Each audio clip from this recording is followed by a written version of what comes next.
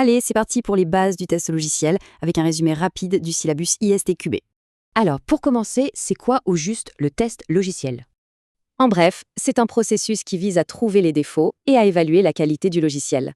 Attention, point important, tester, ce n'est pas débugger. Le test trouve la panne, le débugage la répare. Mais pourquoi on teste au fond?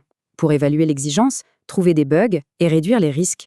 Et ça va plus loin. On informe les décideurs et surtout, on construit la confiance dans le produit.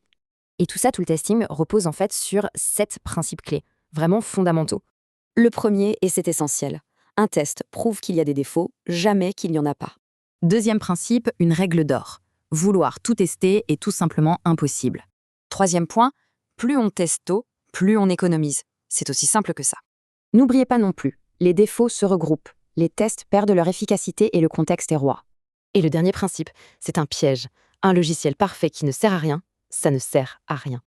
Ok, on a les grands principes, mais concrètement, comment ça se passe, un test? Ça suit un processus bien défini, on planifie, on analyse, on conçoit, on exécute et enfin on clôture. Mais un processus ne fait pas tout. Le test, c'est d'abord et avant tout une affaire de cerveau.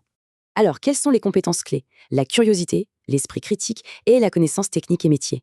Et comme les testeurs sont souvent porteurs de mauvaises nouvelles, une compétence devient absolument essentielle. C'est là que la communication entre en jeu.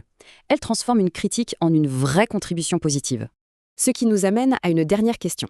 À l'heure de l'automatisation, quelle est la compétence humaine irremplaçable?